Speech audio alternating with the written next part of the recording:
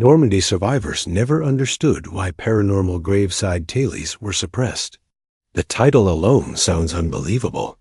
Yet every part of it comes from true testimonies whispered by the men who lived through D-Day. June 1944, the beaches of Normandy burned red beneath the fog of war. Amid the chaos, soldiers spoke of strange lights hovering above fallen comrades, voices calling from empty trenches, and phantom footsteps pacing along the cliffs long after the gunfire ceased. For decades, these accounts were dismissed as exhaustion, trauma, or madness. But what if they weren't? What if something beyond human understanding was buried with the thousands who died there? And what if governments knew? Some survivors claimed that entire patrols vanished without trace, leaving weapons still smoking in the sand. Others described seeing their dead friends, standing, saluting, before fading into thin air. These are not ghost stories told by campfire. These are sworn statements, sealed, redacted, and forgotten. Tonight, we uncover what they saw, what they feared, and why those stories were buried deeper than the soldiers themselves. Because in Normandy, the dead may never have rested, and the truth may never have been meant to surface. The night the beach whispered back, the tide had turned red that night. It wasn't just the sea carrying away the dead. It was as if the ocean itself had begun to breathe with them. The wind that swept over the sands of Normandy whispered in broken syllables, like the faint murmurs of 1,000 men who never got to speak their last words. Private Leon Mercer would remember that sound until his dying day. He had survived the invasion, barely. His unit, once 30 men strong, had been reduced to 7 by the time the shooting stopped. They camped among the ruins of bunkers, the air still thick with cordite and fear. The silence that followed was worse than the battle. Every creak, every distant splash, sounded like something moving that shouldn't be. Leon couldn't sleep. None of them could dot. It was just past midnight when the first voice came. Soft, calm, too calm. It came from the dunes where they had buried their friends hours earlier. "Mercer, get up." The voice was unmistakable. It was Sergeant Doyle's. But Doyle had been killed at dawn, a bullet through the throat. Leon froze, his pulse hammering. He looked around, hoping someone else had heard it. Private Harris was staring too, pale as ash, his rifle trembling in his hands. "Tell me you heard that," Harris whispered. No one spoke for a long time. Then came the second voice, faint but clear, calling another name, one of the men asleep by the fire. That man jolted awake and started swearing, insisting someone had touched his shoulder. When they looked, there was no one there, only the shifting dunes, and the half-buried helmets of their comrades. By morning, the whole platoon was on edge. A few claimed to have seen flickers of light over the beach-pale, blue-white glows hovering near the graves. Leon tried to rationalize it, saying it could be phosphorescence or flares, but deep down, he didn't believe his own words. The sea mist felt alive, curling around their boots like fingers. 2 days later, things escalated. A patrol went missing during a fog sweep near Pointe du Hoc. They weren't far less than a mile from base. When a search team went out at dawn, they found the men's rifles still lined neatly against a trench wall. Boots half sunk in the mud. No footprints leading away. It was as though they had simply dissolved into the mist. That night, command ordered everyone to stay within camp limits. But soldiers' talk and rumors spread faster than orders. Some said they'd disturbed something ancient buried beneath the shore. Others whispered about the mass graves, how they were dug too shallow, how the waves washed through them at night. Leon overheard an older officer muttering that this place had been fought over long before the Allies landed. "The ground remembers," he said quietly. "It always does." Leon started keeping notes. He wanted to understand. The nightmares were too real, the whispers too consistent. He wrote down the times he heard the voices, the shapes he thought he saw moving in the fog. When he tried to share the notebook with his superior, it vanished from his pack the next day. No one admitted to taking it. The following evening, a British medic named Calloway arrived at camp. He'd been transferred from another unit that had experienced similar disturbances. His face looked drained, as if he hadn't slept in weeks. Leon asked him what he'd seen. Calloway hesitated, then said quietly, "It starts the same everywhere. First, it's whispers. Then lights. Then they start to come back." Leon asked what he meant by they. The medic's eyes flicked toward the sea. The ones who died, the ones still waiting. By then, fear had seeped into every corner of camp life. Men refused to sleep near the dunes. Some left their rifles loaded while they rested, claiming they'd heard footsteps circling their tents at night. One soldier, Private Ellison, was found wandering along the beach before dawn, speaking softly to someone who wasn't there. When they pulled him back, he resisted violently, screaming, "He's calling me." "Don't you hear him?" They sedated him and tied him to a cot. He never woke up again. After Ellison's death, command grew tight-lipped. Orders came to halt all nighttime patrols. Any reports of psychological disturbance were to be written up as battle fatigue and filed away. Leon knew better. Too many men were seeing the same thing, describing the same sounds, the dragging footsteps, the faint singing near the waves. Then came the night that changed everything. Leon woke to the sound of marching. Not the shuffle of tired soldiers, but precise, synchronized steps, dozens of them.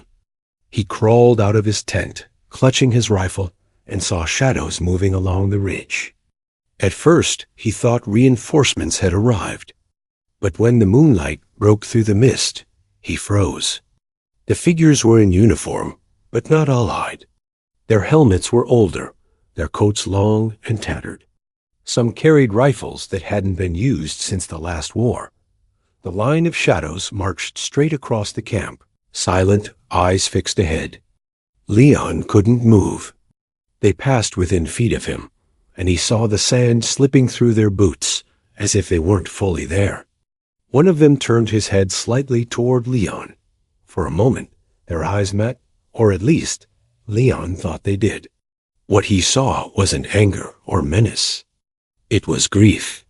Then, as quickly as they'd appeared, the soldiers faded back into the fog. At dawn, Leon reported the incident to his commanding officer, but he was met with cold silence.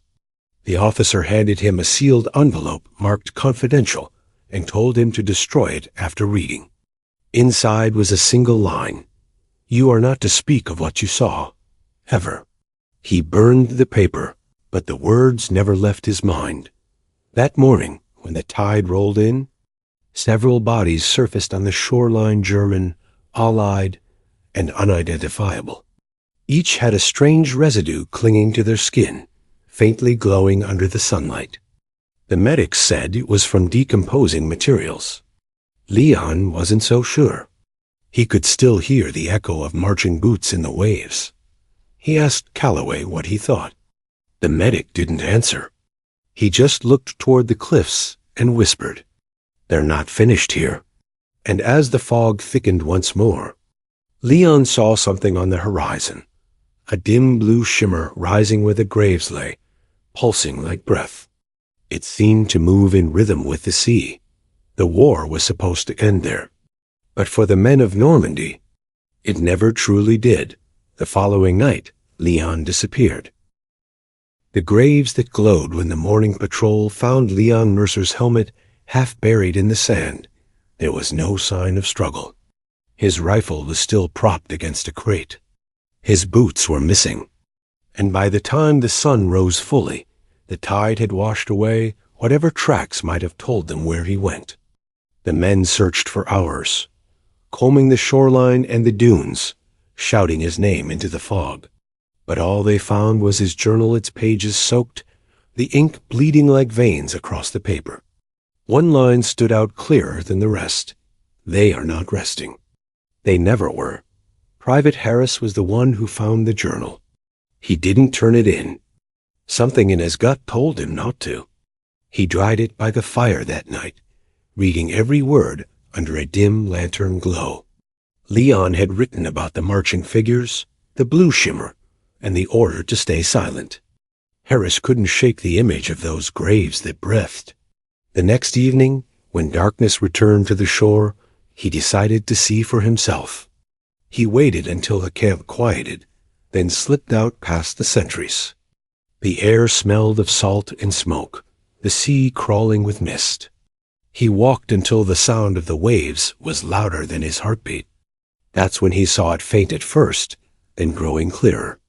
A pale blue glow shimmered across the dunes, flickering like candlelight beneath the sand. Harris moved closer, his boots crunching softly. The light pulsed, slow and steady, as if something beneath the surface was alive. He knelt, brushing away sand. For a moment, he thought he saw faces forming in the glow, then gone, like ripples fading in water. His breath caught. Somewhere behind him, a gull screamed, and when he turned back, the lights had spread dozens now, forming a line that traced the edge of the old graves. Back at camp, he told no one. Not yet, but by morning, word had already spread. Others had seen it too. Some said the glow appeared only when the tide came in. Others claimed it responded to voices. A few swore they'd seen silhouettes standing in the light, motionless, watching. 2 officers arrived from higher command that afternoon. They said nothing about Leon's disappearance, but took note of the phenomena. They brought measuring devices, cameras, and strange metal rods with wires that hummed faintly. They worked through the night, marking sections of the beach, digging shallow trenches, taking samples. Soldiers weren't told what they were doing, only to stay away, but orders couldn't stop curiosity. Harris and Calloway crept down to the site after midnight. They hid behind a broken bunker, watching as the officers' lamps flickered against the sand. One officer knelt near the glowing patch, scooped a handful into a jar, and muttered something neither of them could hear. Suddenly, the light surged, brighter than before, casting their shadows long across the shore. One of the officers fell backward, screaming. His skin glowed faintly blue where the light had touched him. Moments later, he collapsed, convulsing. The other officer shouted for help, but before the medics arrived, the glow faded completely like it had been watching, then decided to disappear dot by dawn. The officers were gone. So was the jar. The beach was sealed off, guarded by soldiers who wouldn't speak a word. The men were told it was a chemical reaction, nothing more. But Harris had seen the look on Calloway's face. That wasn't science. That was fear. Days passed. The camp grew quieter. Radios stopped working at night, producing only static that pulsed in rhythm with the waves. Letters home went unanswered, and the glow, though fainter, kept returning. Harris began to dream of it. In one dream, he saw Leon standing ankle-deep in the surf, his eyes glowing the same pale blue, whispering something Harris couldn't make out. When he woke, the name Doyle was scratched into the sand beside his cot. Calloway confessed that he'd seen the same thing, different name, same writing. The medic's voice trembled as he spoke. "It's like they're trying to speak through the ground," he said. "Like the earth remembers every scream and won't let go." That night, the camp's generator failed. Everything went black. The only light came from the graves themselves, now glowing stronger than ever. The soldiers gathered, terrified, as the beach seemed to breathe. Then faintly, a sound rose from the direction of the sea, a chorus of voices, low and distant, singing something that wasn't English. It drifted through the mist like a hymn. Harris clutched his rifle. "They're calling again," Calloway whispered. Moments later, the voices stopped. A single figure appeared at the edge of the glow. He wore tattered German fatigues, his face half hidden by the mist.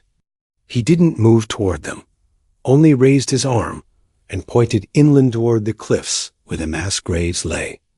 And then, just as suddenly, he was gone. When the lights died out, silence returned. No one slept. At dawn, officers ordered another sweep of the area, claiming the strange activity was natural decay. But everyone in that camp knew better. Harris wrote in Leon's journal again, continuing the story his friend had started. "They're not haunting us," he wrote. "They're warning us." That evening, Calloway disappeared. His cot untouched. His medical bag gone. The guards said they saw a lone figure walking toward the cliffs just before the fog rolled in.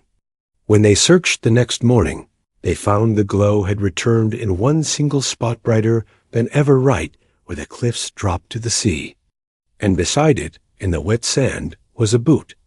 Inside the boot was a folded scrap of paper, the ink smeared but still legible. There's something buried under them. It's not bodies. The beach that had swallowed thousands of men now seemed to be whispering something else, something older than the war itself. The command sealed the area permanently that week. The glowing graves were covered in cement, a site declared a restricted zone. Soldiers who asked questions were reassigned without explanation. Harris was one of them. Before he left, he buried Leon's journal under a piece of driftwood, marking the spot with a rusted helmet. As he turned to go, the tide began to rise again, and for a moment he thought he heard it, the same ghostly hymn, faint but certain, echoing from beneath the sand. The graves had gone dark, but only on the surface. The missing patrols of Normandy, the story of the glowing graves, should have ended there. Cemented over, classified, forgotten. But war never lets go that easily. 2 months later, when the beaches had quieted and new units rotated in, a small reconnaissance patrol was sent inland to map what command called unstable zones. They were 5 men, led by Lieutenant Fraser, a careful officer who didn't believe in ghost stories. His orders were simple: confirm terrain stability for future construction. But what he didn't know was that the area they were entering lay directly above the sealed graves dot by the third night. The patrol stopped responding to radio. Static, then silence. At first, no one panicked. The hedgerows and ruined villages often blocked signals. But when another patrol went out the following day to retrieve them, they found the first team's camp untouched, coffee still warm, maps spread open, rifles stacked neatly beside the fire. No signs of struggle. No footprints leading away. Only one thing seemed out of place: a shallow pit, freshly dug, half filled again by wind-blown sand. When they looked closer, they saw something glinting inside. A dog tag. Lieutenant Fraser's command immediately sealed the report. The soldiers who found the site were told to forget what they saw. But one of them, Corporal Niven, didn't forget. He said the sand was cold, so cold it burned. And that when he picked up the dog tag, he heard someone whisper his name. Niven didn't sleep that night. He wrote everything down in a letter to his brother back home, but it never reached him. The envelope was found weeks later in a field locker, stamped undeliverable. Inside, a single line stood out in trembling handwriting. "It's under the ground, and it's moving got by autumn." More disappearances followed. Men vanishing from patrols near the cliffs. Entire convoys reporting flickers of light in the tree line, like lanterns swinging where no path existed. The official word was fog interference and enemy activity. But everyone knew the Germans were long gone from this sector. And still, the incidents multiplied. One evening, a storm rolled in from the sea, heavy and violent. The thunder shook the old bunkers, and lightning flashed across the cliffs. A communications operator named Green stayed behind at the outpost to monitor signals. Around midnight, through the hiss of the storm, he caught a transmission wheat, crackling, barely there. A voice repeating coordinates. the same ones Fraser's patrol had last reported before they vanished. Then came something that made his blood run cold, a faint chorus in the background, like chanting. The words weren't in any known language. When Green replayed the tape for his commanding officer the next morning, the sound was gone. Just static. The officer dismissed it as cross-channel interference. Green knew better. He'd heard men talking, and he'd heard them singing. A week later, Green was gone too. His cot was empty, his headset still humming with soft, rhythmic static. Someone said he'd walked out during his night shift, straight toward the cliffs. Mumbling something about following the signal, the disappearances began to erode what little sanity the remaining troops had left. Some deserted. Others prayed. A few started marking their tents with crosses made from shell casings, convinced it might keep them away. Command responded by pulling entire divisions off the site. But whispers said the reason wasn't morale, it was containment. At that same time, the British medic Calloway, who everyone believed dead, suddenly reappeared. He stumbled into a coastal village 30 miles from Normandy, delirious and barefoot. Locals said he spoke nonsense, mixing English and German, sometimes Latin. He carried a tattered field map with a single word, written across it in red pencil. Beneath, when interrogated, Calloway described tunnels beneath the beach's ancient, predating the war. He said the graves had been dug above them, and something inside had been disturbed. They were never human graves, he whispered before collapsing. He died the next morning, eyes open, hands clutching his throat as if silencing himself. That same day, soldiers sent to investigate his claims reported finding collapsed shafts near the cliffs, just as Calloway described. They were old, impossibly deep, lined with stone markings that resembled no known military engineering. The engineers who descended reported a stench like burned metal and decay. They brought up fragments, shards of what looked like bone, but gleamed like glass. One scientist took them back to the lab for study. 3 days later, the lab caught fire. The samples were lost. After that, Normandy was officially declared culturally contaminated. No construction, no tourism, no excavation. The files were locked under a new classification. Only a few soldiers who'd served there still spoke about it, mostly when they were drunk. Harris, now older and worn, was one of them. He told anyone who'd listened that the missing patrols hadn't died. They'd been taken. Not by ghosts, but by something that needed to replace what it had lost. He once said, they were soldiers, same as us, just from another time. And maybe we woke them up. In his final letter, dated years later, Horace wrote that he was going back to see the place one last time. He never made it. Authorities said his body was found near the shore, cause of death unknown. His hands were buried in the sand, as if he'd been digging for something. The tide had carried away what he might have found. But when the local caretaker came to collect his things, he discovered a strange addition to the memorial stones that dotted the beach. A new marker stood alone, unregistered, with no name. Only a phrase carved deep into the granite, still marching. And some nights, when the sea mist rolls in thick and the wind carries the faint sound of boots on wet sand, locals swear they can hear it again that slow, steady rhythm of men who never stop marching, not even in death. But if you follow the sound long enough, you'll find it doesn't fade. It moves, and sometimes it moves closer. Silenced voices, the suppression files years after the war, long after the guns had fallen silent and the monuments were raised, the stories of Normandy's missing refused to die. Families who had never received their sons' remains began to ask questions. Veterans spoke in hushed tones about things they weren't supposed to remember. And in 1952, a curious journalist named Evelyn Ward received a brown envelope at her Paris office with no return address. Inside was a single photograph, grainy, faded, showing a nighttime beach glowing faintly blue. On the back Written in smeared pencil were the words, "They buried the wrong thing."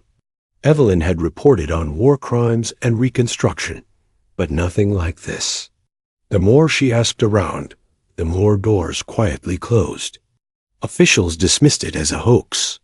Former soldiers told her to leave it alone. But there was something about that photograph, the ghostly shimmer on the sand, that haunted her. She traced the photo's paper to a military supplier active during the late 1940s. The order number led to a restricted file, sealed under the British Ministry of Defense. Its label read, Operation Veil. She shouldn't have been able to open it, but a sympathetic clerk slipped her a copy, warning, "If you read this, you'll see why it stayed locked." The file began with a summary, reports of psychological disturbances among surviving units stationed near Omaha and Pointe du Hoc. Then the tone shifted. Pages described unexplainable luminous phenomena, audio hallucinations, and mass fatigue-induced delusion. But someone, likely a field investigator, had scrawled handwritten notes in the margins. Not fatigue, not delusion. Witness accounts consistent, independent. The deeper she read, the stranger it became. There were diagrams of the glowing sands, temperature readings, even lab results showing traces of an unknown phosphorescent compound not matching any known natural element. Every paragraph that seemed close to a revelation ended with thick black lines of redaction. One surviving sentence stood alone, untouched, containment unsuccessful, relocation required. Evelyn traveled to Normandy under the guise of writing about post-war rebuilding. The beaches had been cleaned and sanctified, tourists walking where men once died, but locals still whispered. A fisherman told her his nets sometimes came up tangled with dog tags, still shining as if new.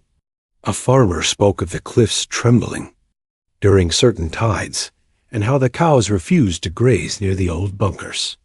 Then she met a priest in Vierville-sur-Mer, who claimed to have tended the wounded soldiers in 1944. He recognized the photo immediately. "That light," he said softly, "I saw it once. I prayed it was God's mercy. Now I think it was something else." When Evelyn pressed him, he hesitated, then retrieved a rusted tin box from behind his pulpit. Inside were letters old, weathered, addressed to the same name again and again, Private Leon Mercer. She read them one by one. They weren't written by Mercer. They were written to him by soldiers who had died before he ever landed. The handwriting matched military records from men buried months earlier. One letter ended with a single chilling line. "The ground remembers us, Leon. Don't dig where we sleep." That night, Evelyn couldn't rest. The sea outside her window roared louder than usual, as if something beneath it stirred. She thought of the word from the file relocation and realized it meant something had been moved, not sealed. 2 days later, she returned to the archives to compare names from the missing patrols. Every soldier listed as lost in the Normandy, unstable zones, was marked classified casualty, a term not used anywhere else in military history. Their files weren't in the Ministry of Defense's archives. They'd been transferred to an office that didn't officially exist, Department 39B. Evelyn's next discovery came from a chance meeting with an aging officer, Major Garrison, who had served under Operation Veil. He was gaunt, jittery, and constantly looking over his shoulder. "We were told it was radiation," he said. "Said it came from buried munitions. But radiation doesn't whisper your name. It doesn't sing." He told her of the night the British sealed the glowing graves. "We poured cement until dawn," he recalled, "but the light kept pushing through, like something breathing under glass. When it finally stopped, a sound came from below, not screaming, chanting." His eyes filled with tears. "Next morning, 3 of my men were gone, and London told me to burn every report." Evelyn asked him if he believed it was supernatural. Garrison shook his head slowly. Supernatural means above nature. This was below it. Before she could ask more, he pressed a folded piece of paper into her hand. If you want to understand, go there, but you'll wish you hadn't. The paper held coordinates. She followed them to a coastal field fenced off and unmarked. Locals called it La Terramute, the silent ground. Evelyn crossed the fence at dusk. The air felt heavy, electric. In the grass, she noticed stones half sunk in soil, arranged in precise circles. Each bore faint carving symbols, unlike any alphabet she knew. When she shone her flashlight, the soil shimmered faintly, as if laced with something metallic, and then she heard it, a low hum rising from beneath the ground. It wasn't the sea. It was deeper, rhythmic, like breathing. Her flashlight flickered. The hum turned into a pulse, matching her heartbeat. Then faintly, she heard men's voices murmuring words that made no sense, a language swallowed by centuries. She ran. The next morning, her hotel room was empty. The clerk said she'd left before dawn. Her notes, typewriter, and film reels were still there. Only her passport was missing. 3 weeks later, a French newspaper reported that a woman's body had washed ashore near the old landing sites. The official cause, drowning. The unofficial rumor, her lungs were filled with sand. The authorities denied she'd ever been in Normandy. Her articles were never published. But years later, fragments of her recordings surfaced in a private collection. Humming. Sounds beneath static. A woman whispering. They moved it, but it's still alive. Some believe Evelyn found what was buried. Others say she joined it. And when storm winds howl over those cliffs, locals swear the echo of her typewriter can still be heard, clacking faintly beneath the waves, spelling a message no one dares to finish reading. The restless dead and the living truth the sea keeps its secrets well. By the time decades had passed, and Normandy became a monument instead of a memory, most people had stopped asking questions. Tourists came with flowers, not shovels. But under the quiet hum of remembrance, something still moved. In 1978, a coastal renovation project unearthed part of the old restricted zone. Workers clearing soil for a new museum stumbled upon what they thought was a buried bunker wall. But when the first layer cracked open, the crew found not concrete, but polished stone black, smooth and warm to the touch. Beneath it was a faint light, pulsing softly like a heartbeat. They sealed it immediately and called the authorities. Within hours, the site was surrounded by soldiers with no insignia. The workers were paid, dismissed, and told they had uncovered old munition storage. Only one of them, a man named René, couldn't let it go. He'd felt the stone vibrate under his hand and swore he'd heard something, a faint voice whispering through the cracks. Weeks later, he visited the local archives and searched through post-war reports. He found a reference to Operation Veil and a line that froze him cold, containment incomplete. Activity migrating north. René wrote to a journalist in London the same. Evelyn Ward's old newspaper, asking if anyone had continued her work. The editor never replied, but someone else did. The letter came in an unmarked envelope, typed with uneven keys. It read, "The light isn't dead. It's moving inland." That winter, storms lashed the French coast harder than in living memory. Whole sections of cliff collapsed, exposing layers of earth untouched since the war. Locals said the waves glowed blue again, faint but unmistakable. And one morning, after the storm had passed, fishermen found a rusted ammunition crate washed ashore. Inside were human remains and something else. A piece of that same black stone, no larger than a book, humming quietly until it was lifted from the salt water.